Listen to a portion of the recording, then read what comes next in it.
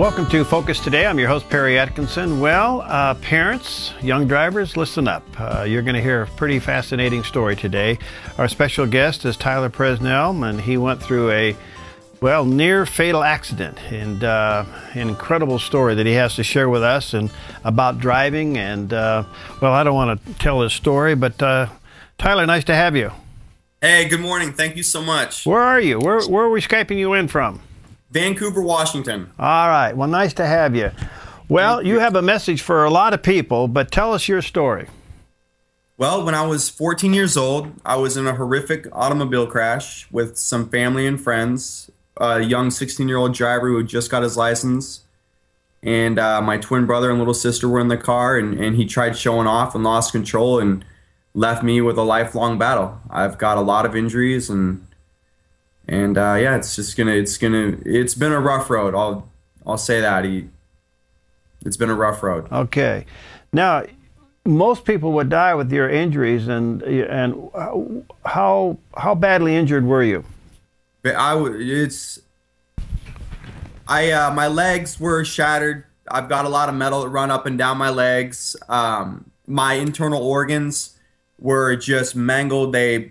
Bones flew through my abdomen from my hip and pelvis. Those were shattered as well and just shredded up everything. I've got, a fake bladder, one kidney. My stomach was patched up. I've got an artery inside of me that I've had operated on a half a dozen times over the last few years.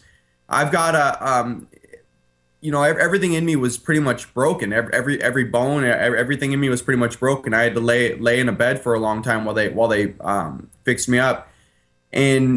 But the worst injury by far is my traumatic brain injury. By far, that messes with me each and every day, more than any other injury. It messes with every single moment I'm in. It messes with everything. Wow. Everything. Anybody else injured as badly as you? No, everyone in the car pretty much went on to do whatever they were meant to do in life. The driver, he had the dashboard break apart, and he was okay. He went up into his head a little bit. No traumatic brain injury. He was released 4 days later. My twin brother was sitting in the front right. The telephone pole slid right behind his seat and pushed me forward. He suffered a lot with survivor's guilt. His twin brother, we're best friends, was laying in the back seat, barely breathing, trying to grasp on any hope of life I had. And he was in the front seat and just had bruised ribs from the seatbelt. And so he, over the years, he had to watch me suffer, and I had to watch him with, sitting just inches away from me, and nothing happened to him. So I was jealous of him. I had this resentment towards him as a youth, and so it really interfered with our relationship. My twin brother, or my little sister, who was sitting next to me. The telephone pole hit me. I was the only one in the car without a seatbelt on, and I flew into her like a ping pong ball and broke a few bones of hers on the right side and ruptured her spleen. But she was okay as well. So I was the only one in the car that lives and breathes my injuries every single day. I kind of got trapped in the car crash. All right, so you took the brunt of the blow. Oh yeah. How did you get past those feelings that you got it and nobody else did? And you mentioned it with your twin brother. Yeah. How did you manage this? Oh my gosh, that took years. When I was younger, I was searching for why this happened, why me, and everyone said, God has plans for you. And I was so hurt, and I was so depressed, and I was in so much pain that I ended up hating God. No answers were there. I was lost. I was so lost. And then something happened in my life. And I started thinking, what more than why? What can I do? How can I make my life better? Why got me nowhere? Why got me nowhere but thinking, what is going to make this make more sense? So I always spoke out about safety in Portland and respect. And then I just started speaking out more with more passion, with a more enthusiasm towards what I do, and the what kind of made sense. And so that question was hard. That took a long time to really switch from the depression into the okay, this is my life. I can't get mad about it. I can't get sad about it. this is what I got to do. So I don't know. Did that even make sense to Oh, my yeah, question? it does. I just wondering, Okay. are you comfortable with the fact that God allowed this to happen and he's going to use you in it? I had to be. I had to be. You know, at first I did not, you know, like I said, why had me doing was just really just upset.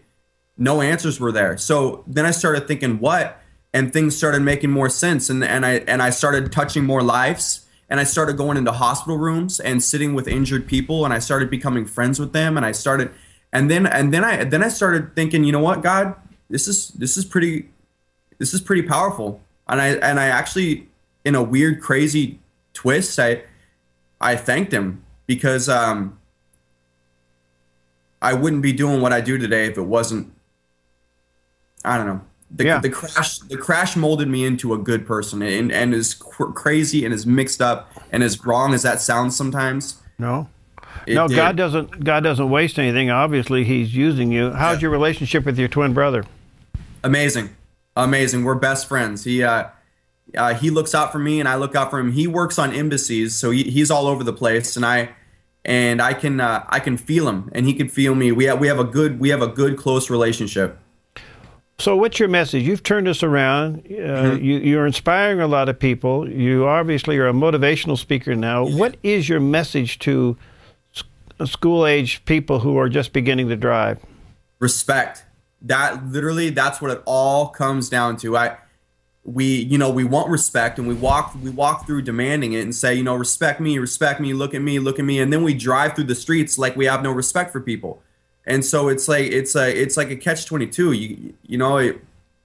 People want what they're not willing to give, and so I just tell these youngsters, man, you've got to respect. You have to respect people. You got to respect people. Respect time. Respect time. You know, leave early. Like, really, that's what this whole thing comes down to. And I really opened their eyes to little things that they could do, and like little things. Driving is a part of your personality. That's what I tell these youngsters. You drive with a part of your personality. You know, you're in the car and you got the windows up and you're driving. You think that no one can touch you, no one can see you, so you're going to get away with whatever you want to do. So you show it. People can tend to show a bad side of their personality, and I tell these youngsters, why even show it? Why even have that inside of you? So I tell them little exercises to do, like in high school. Some people, you know, walk by themselves each and every day, and they want someone to talk. That was me in high school. I didn't walk. I was in a wheelchair, but I was alone every single day, and I wanted people to talk to me. I wanted friends, but no one ever did. So I tell these youngsters, little exercises to do.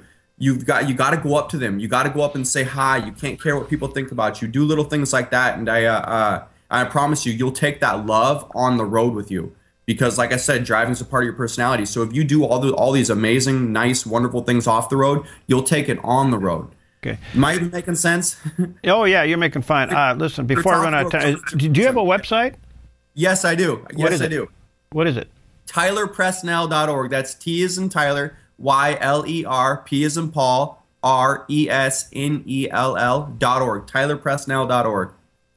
How's your relationship with the driver of the car? We don't talk. No, we don't talk. You know, when I was really hurt, my mother, it was about a year and a half after the crash, and I was so tired of being at home. I was so tired of getting my diapers changed and my mother feeding me through a tube in my stomach and nobody coming to visit me. So I was like, Mom, I want to go to school. And she's like, oh my gosh, let's go to school. So she called the school and we made this big announcement. Then I go and it was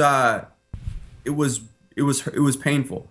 And she pushed me through a crowd of people, and people didn't really come up and talk to me, and it wasn't like I thought it was going to be. And the driver walked right past me, and that's when I really realized that it was, as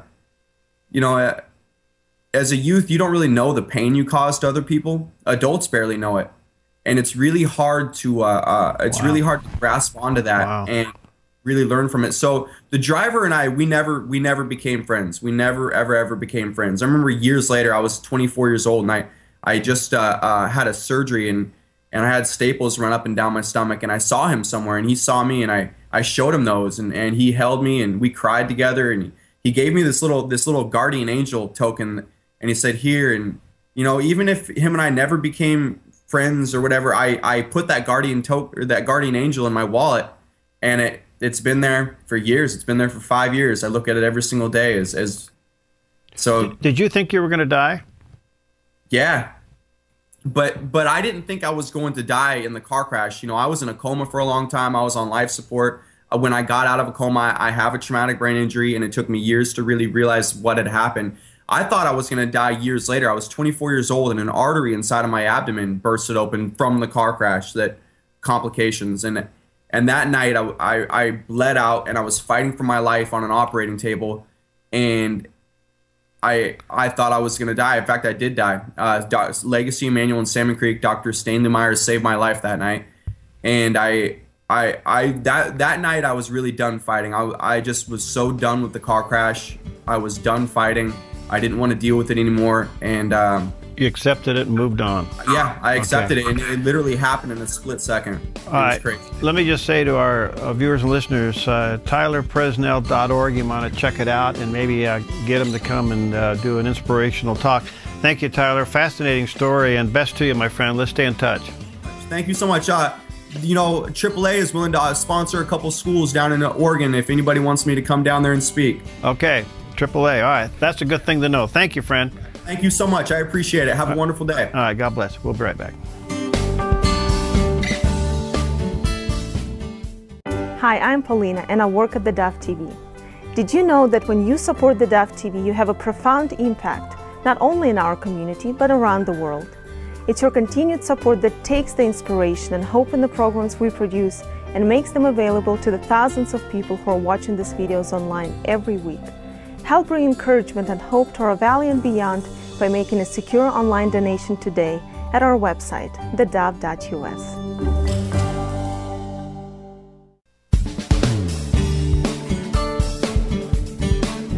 Welcome back. Earlier, our own Polina Leiser had an opportunity to talk to a lady by the name of Phyllis Gordon, a theologian and children's minister, and author of a book, What's Next for the People of Earth. Kind of an interesting time together. Let's join Phyllis and Polina. Phyllis, welcome to the show. Thank you. Good to be here. Thank you for being with us. Today we're talking about end times and why it is important to talk to children. As a mother and children's minister, tell us the reasons why we need to tell kids about end times. Well, I think it's very important that people realize that there is life beyond our earthly life, while we're here. And people have the option to choose their own destiny. So it's real important that children know, what's going on in the world today, as well as what would happen in the next life. So I think that's so important that parents need to talk to their children about this subject. Well, what exactly, because the book of Revelation and the end times, it's got a lot of scary stuff. And how do you teach children about that? Well, it's really not designed for children younger than, say, 5th grade, because it would be, I think, too scary for them to handle. By the time children are 5th grade and 6th grade, they're able to grasp things easier, better, and it's not quite as scary. And in the wording, I did not change the message of Revelation itself. I just reworded it so that it's in a language written so that they can understand it better. And then by that means anyone above that age could also understand it, which is a bonus, because there are several people, teens and adults, who have read it already and have really enjoyed it and got a lot out of it, which excites me to know that it's not just for one specific age group. Well, you're referring, of course, to your book, What's Next for the People of Earth?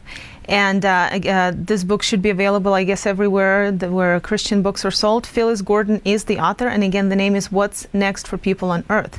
Now, I looked through the book, and yes, it is very comprehensible, and it sounds like it came from some of the issues that you probably have to deal with. And again, as a minister, you worked with kids. So if you were to kind of summarize some of the questions and issues that you've been dealing with, what are the most important concerns kids have? Well, they asked often for me to teach Revelation over the years, many, many times. And many times I declined and said no because I was kind of afraid of it myself. After God leading me in this direction to do the book, it's amazing, what all he did and how much I myself learned from it, which is pretty exciting as well.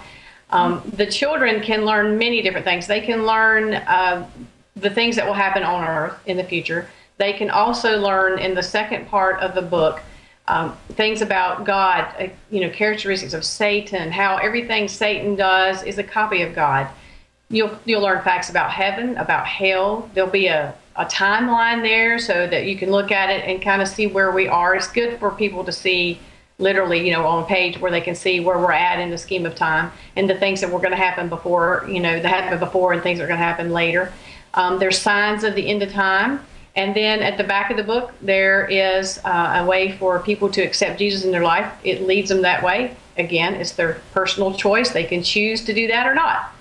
Well, you mentioned Satan, and a lot of us still deny his existence, and we think that he's a fictional character, even though there's evidence of his presence everywhere.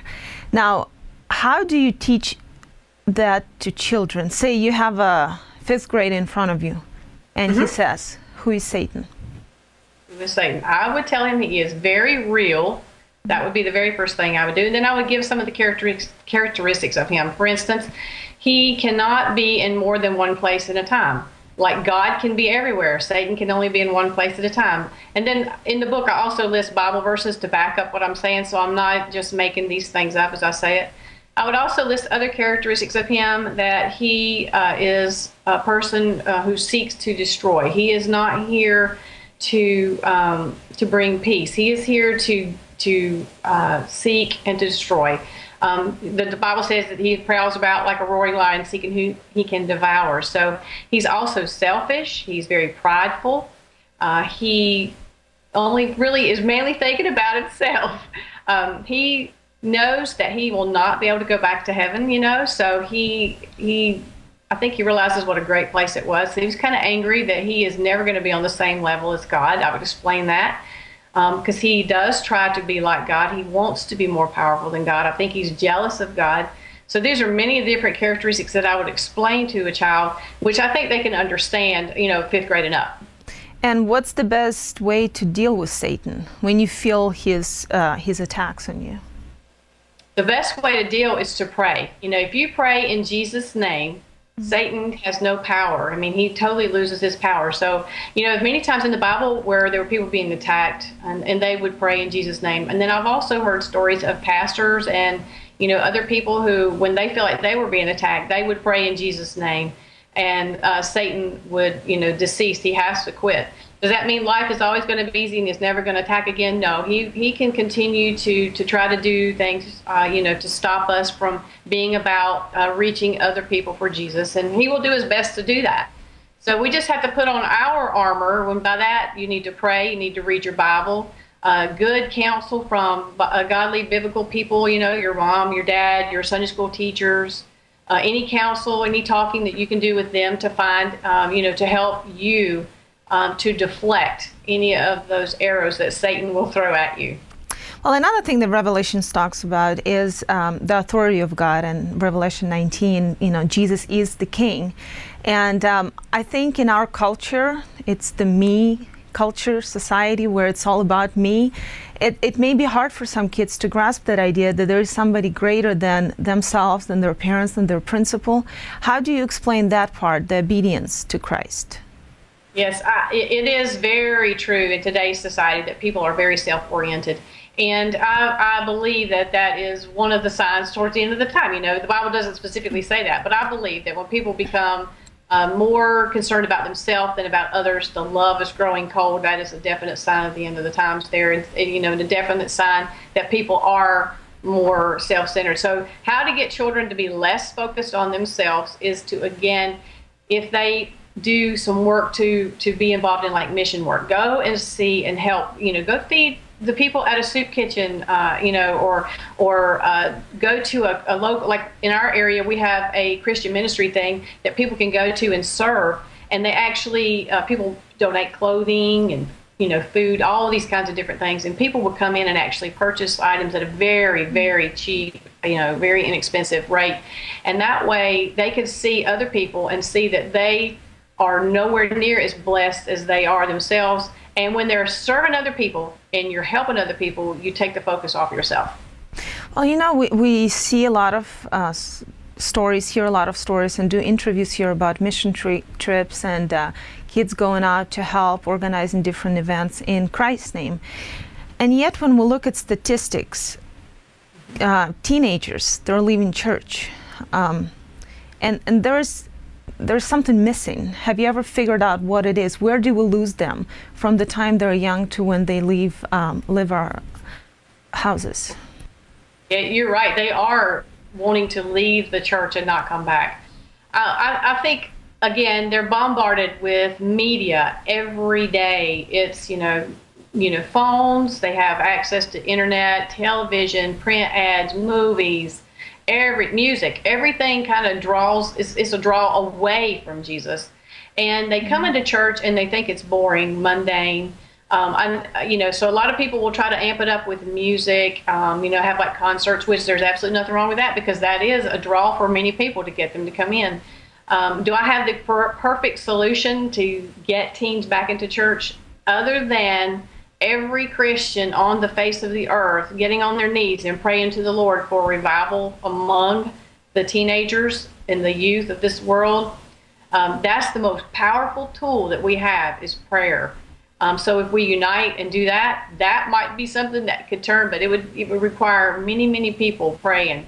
It's sad to believe that the world has come to that, but I know there are many churches doing a great job of drawing teens in. I also know many that are not. So it's just working together as a team, praying to the Lord that He would help give us new ideas, new creative ways to bring the children and the teens and even adults to the church. Yeah, this is so important. I've heard so many times that people in the past emphasize that the church will start losing the battle when our kids lose their innocence, and this is so scary to watch. But I admire you for the book that you wrote, because it really is a good resource. And I know that here you also, one of the things you talk about is the second coming, obviously, and the importance of preparing. So when you talk to children who are, they're just kids, how do you teach them to prepare for the second coming of Christ? Well, we tell them, I tell them exactly what Jesus did. He did for all of us. He came to this earth and He died on the cross, and He rose again 3 days later. And He suffered and did all of that for you and for me. If He had not done that, there would be no way that we could get to heaven, because Satan is the one who introduced sin into the world. And because of that, there had to be some way to be able to allow us to be able to have a right relationship with God again and with Jesus. And Jesus was the only way to do that. So I do believe that Jesus is the only way anyone can gain access to heaven. We can never be good enough. We can be good our entire life and really be a good person and do good deeds and help others and give and give and give. But if we haven't got that relationship with Jesus, we will not be able to gain access to heaven. So I would definitely stress to the children about that, which is what I've done before. And then, go through facts again about heaven, facts about hell, making sure they understand that these places are real. They are not something that people have made up. I would get Bible verses out to prove all of these facts that that we're saying, so they realize that we're not just making things up. And I pray for them and let them know I'm praying for them daily. Again, it's their choice. I can't force anybody to ask Jesus in their life, but I can certainly do my best to lead them and guide them in that direction. Plant the seed. It's up to God to do the rest. I love that you use the word real, because I think we forget sometimes how heaven is really the real life, or a continuation of what we have here, and not some kind of a fairy tale outside that we have no access to. In closing, I wanted to ask you one thing that kind of on my mind, and correct me if I'm wrong, but to me, when we ask our children to accept Christ and invite Him into their lives, is that really all they need? Is that enough? Because I think after you invite somebody into your house, you need to treat them accordingly. And I think we forget to show them what it's like to be Christians. We ignore Him ourselves, and our kids then tend to ignore God after they invite Him. So it turns out that raising their hand and saying, I invite Jesus, is not enough. What would you say to that?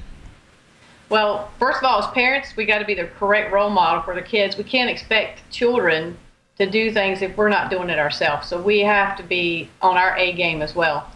I believe that when somebody does ask Jesus, I've heard this a lot of times. I'll have some parents come to me and say, my son, my daughter accepted Jesus in their life when they were in 5th grade. Sometimes I wonder if they still are, if they really are saved. And I kind of use this example for them to think about.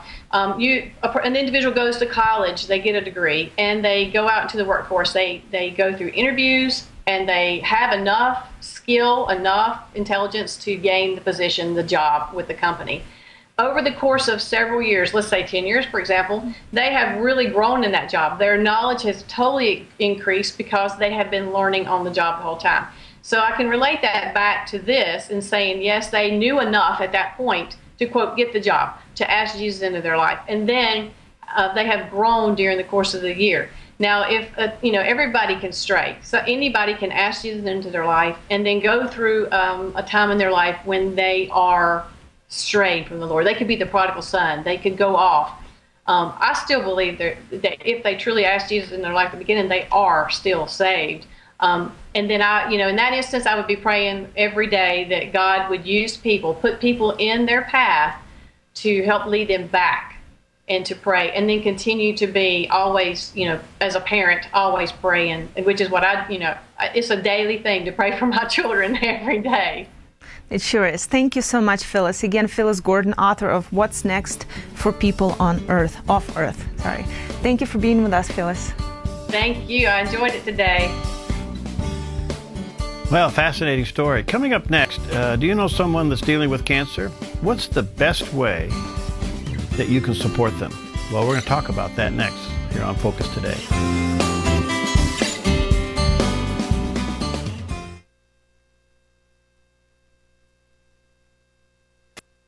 Airport. Hi, I'm Daniel and I work at theDove TV. Compared to Portland, Seattle, and LA, Medford might be considered a small market, but at theDove, we're excited about the opportunity to make a big impact right here in our community. And you help make that happen. Did you know that more than 90% of our income comes from people like you? You can help us now by making a secure online donation at our website, thedove.us, or by phoning 541-776-5368.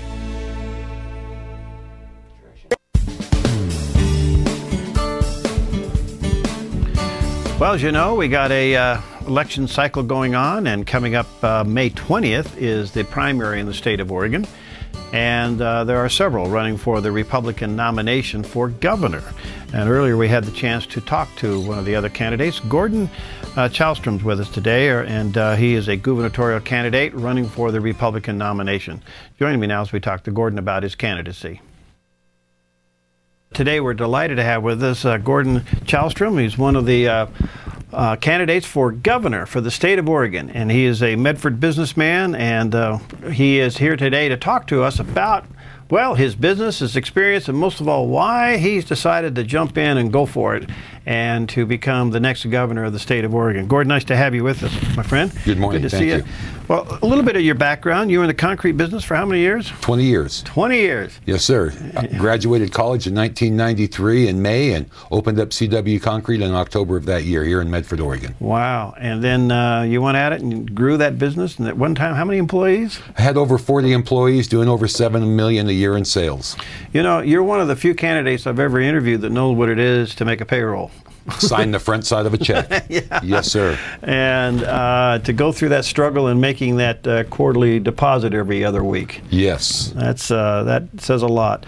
Well, listen, to go from a very successful business to jump into the political ring, why are you doing this? What's on your mind? Well, after the recession of '08, my business slowed down and it didn't require as much of my time to manage it. So I started paying attention to what was going on in Salem, Oregon and Washington, D.C. The more I learned, the madder I got. I didn't like the direction Oregon was going, and I decided to do something about it. All right, so getting in, looking at Oregon, how have you prioritized the issues? I mean, we got Cover Oregon, we got the economy.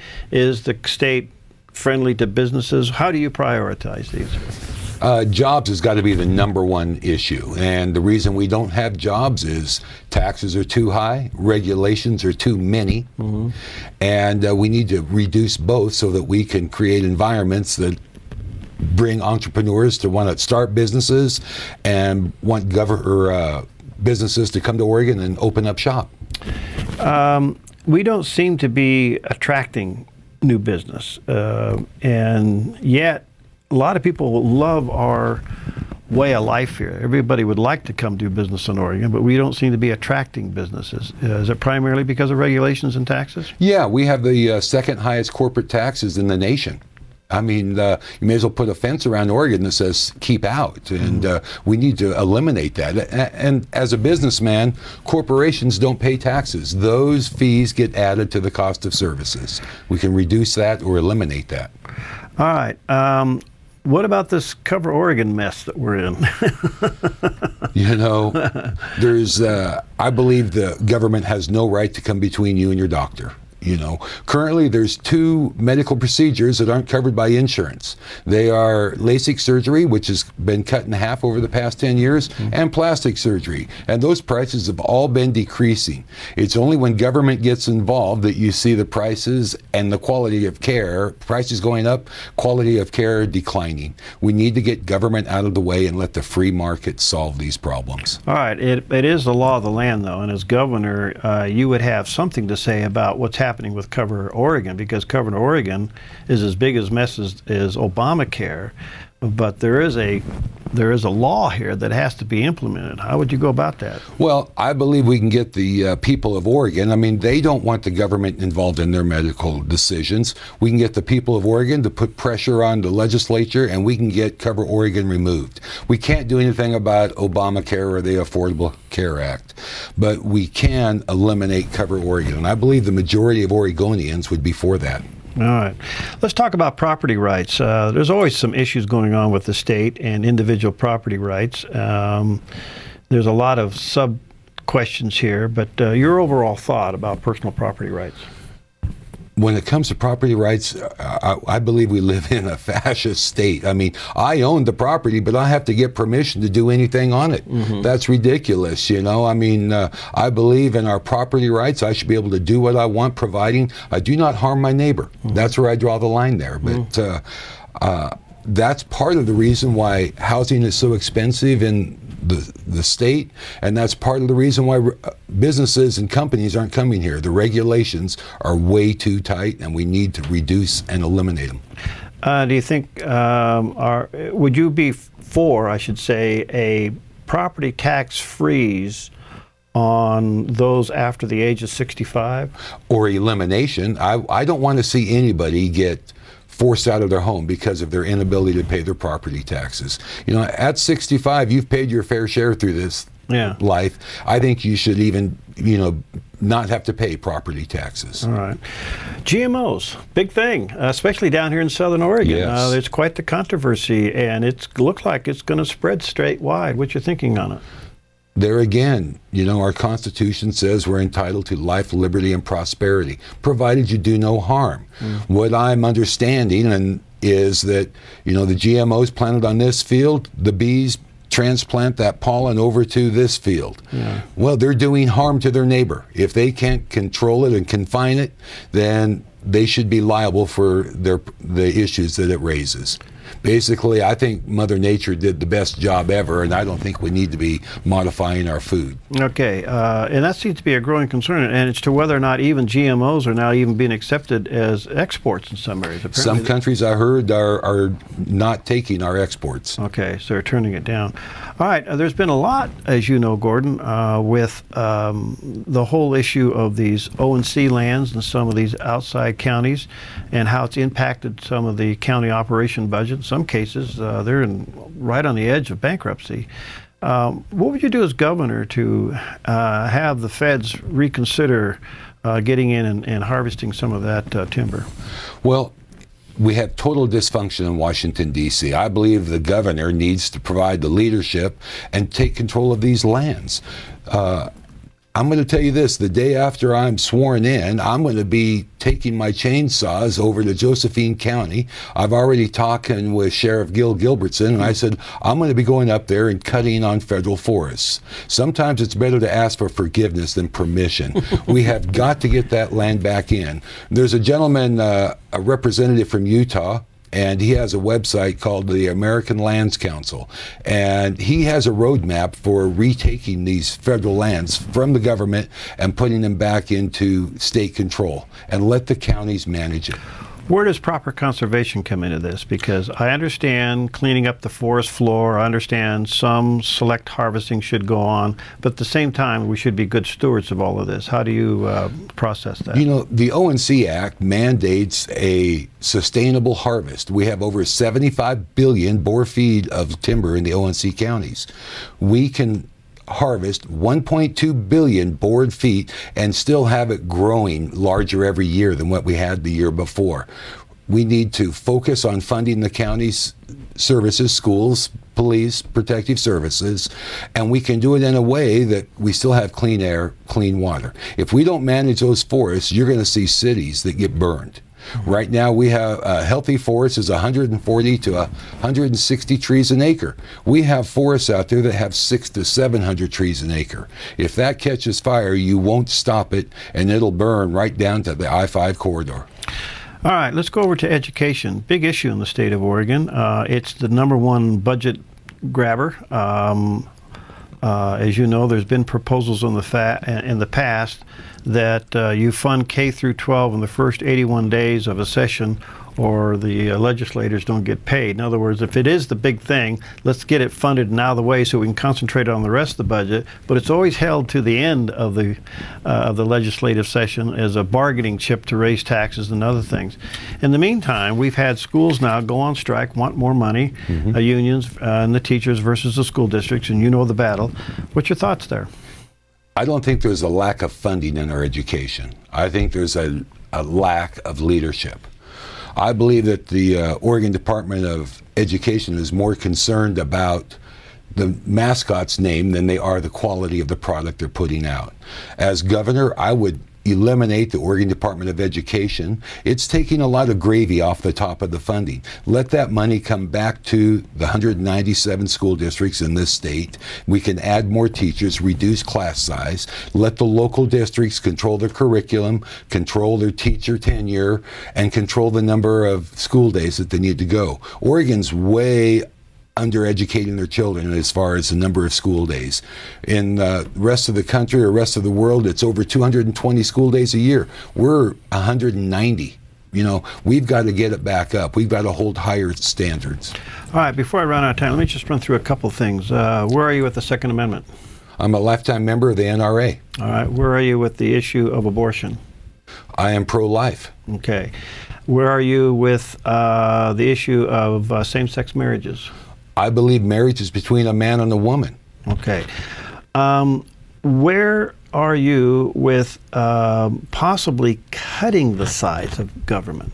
That is something that we have to do. In order to give a tax break to the citizens, we're going to have to reduce the size of government. I'm looking at one of the departments, the Department of Transportation. It's over 5,000 strong. Why do we have all those people designing bridges and roadways? Why can't we let the general contractors hire those engineers, put them on their own retirement account, and let them design and build the bridges and roads, provide a bond so that that road and bridge stays there. And if there's a failure, the contractor comes in, makes the necessary repairs, or we take his bond money, repair the road and or bridge, and he never works in Oregon again. I think the private market can solve the majority of our problems. We have to get back to our private market, and we also need to, as a litmus test, look at our Constitution. When somebody wants to do something, show me in the Constitution where it says it needs to be done, and I would fight for that. If you can't bring it up in the Constitution, it's better handled in the private sector. All right. Gordon, you're an interesting gentleman, to say the least, and sounds like you have thought this pretty well out, and I commend you. Anybody that does a race and gets involved, especially a statewide race, it's probably a pretty tough schedule, so we commend you for that. How can people get a hold of you and support you? My website is challstromforgovernor.com. Okay, and that's Challstrom. The number 4, governor.com. The number 4.com.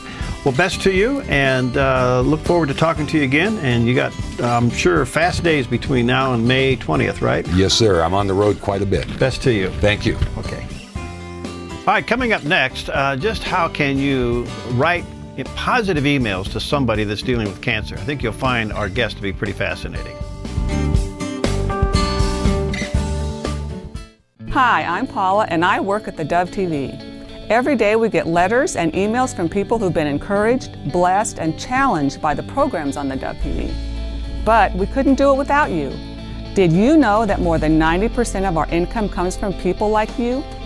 You can help us continue to bring inspiration and hope to our community by making a secure online donation at our website, thedove.us, or call us at 541-776-5368.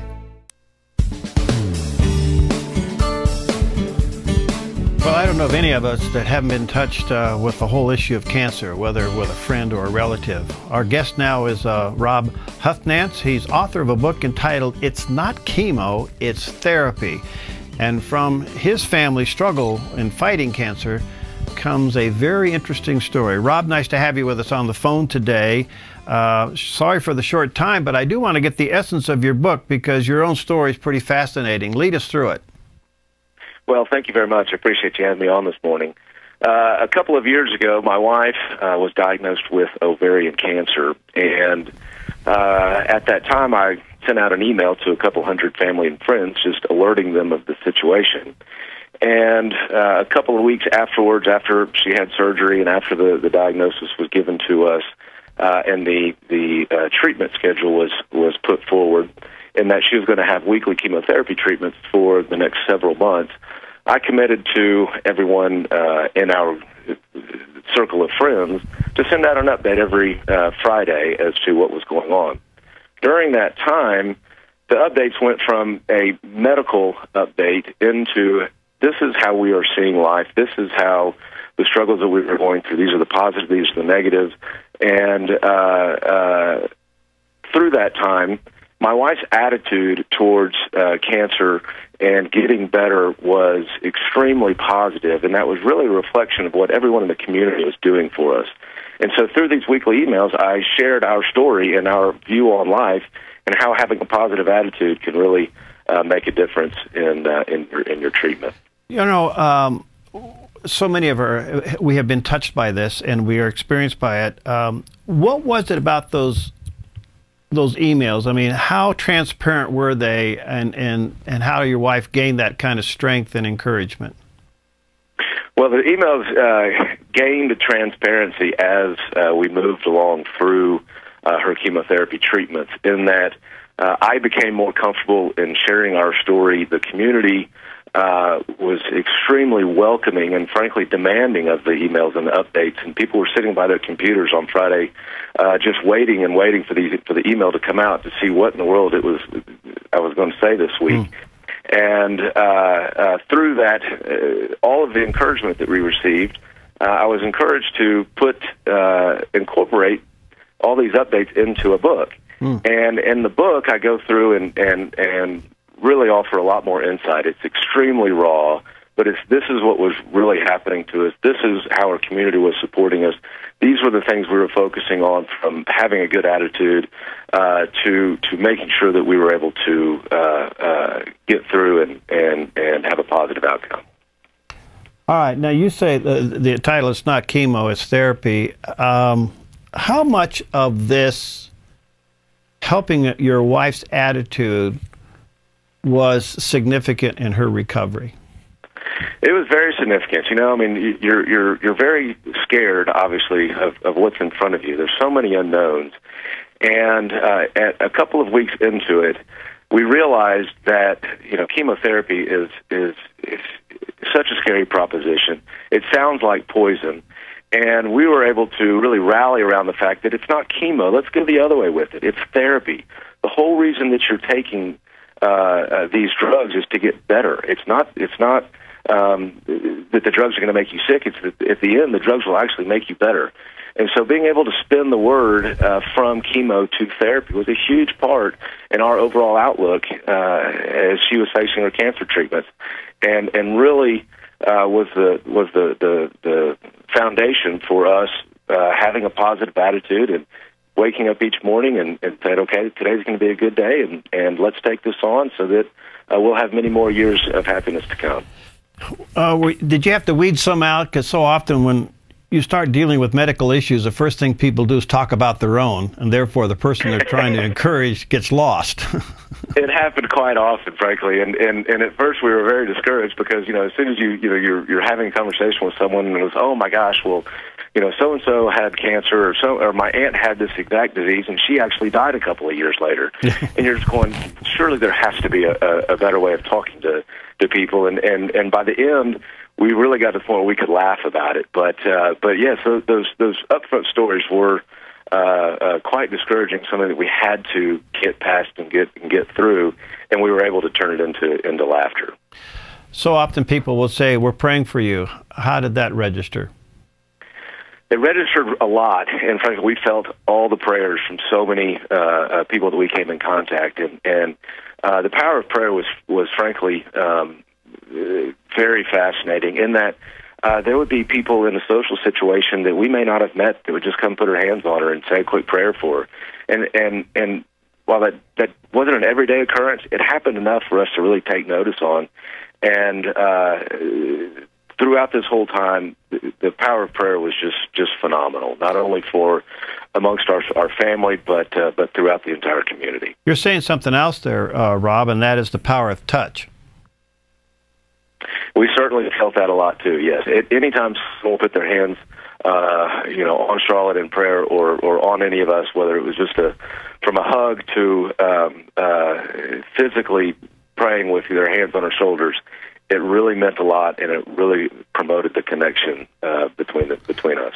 Now, tell us your wife. She is now in remission? She is now in remission and is doing quite well, thank you. She, in a month, will be 2 years removed from her final chemotherapy treatment, and is doing just fine, and is really enjoying life, being a mom of 3 young children. Wow. So what do you want people to get from this, Rob? It's fascinating.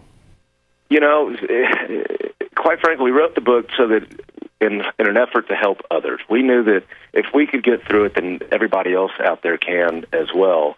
And the book just really gives you several guidelines in a story fashion, so that it's not just a listed guideline, but through our story, people can see various ways to handle certain situations, an attitude to approach, and it also provides a whole litany of ideas for members of a community in which they can truly help that person in need. And it's a lot of things that we found very helpful, and if we found them helpful, we're certain that others out there will as well. Well, thank you for sharing your experience. I've often said whatever God saves you from or brings you through, He turns you around, makes you a minister too, and obviously that's what you and your wife have done here. The book is entitled, It's Not Chemo, It's Therapy. And where can they get a copy of the book, Rob? It's available on Amazon or through our website of itsnotchemo.com. Itsnotchemo.com. Well, thanks, my friend. Thanks for sharing your story. And I think you let us all know that those emails that we all send to people who are dealing with something do count. They certainly do, and they certainly went a long way for everyone in our community and my family as well. All right. God bless you, my friend. Talk to you soon.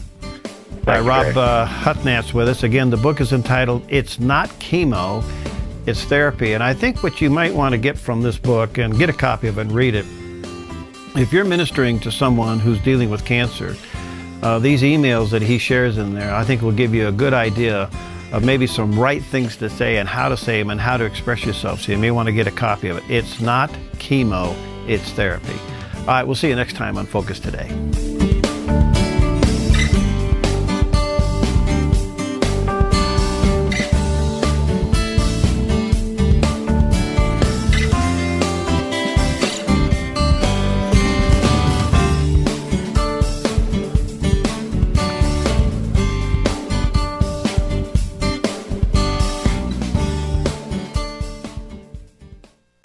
Hi, I'm Jim and I work at the Dove TV. Every weekday between 6 and 8 a.m., our award-winning news and sports team bring you the best morning show around. It's live, it's honest, and it's a whole lot of fun. And you help make it happen. Did you know that more than 90% of our income comes from people like you? You can help us continue to air local programs that share your voice by making a secure online donation at our website, thedove.us.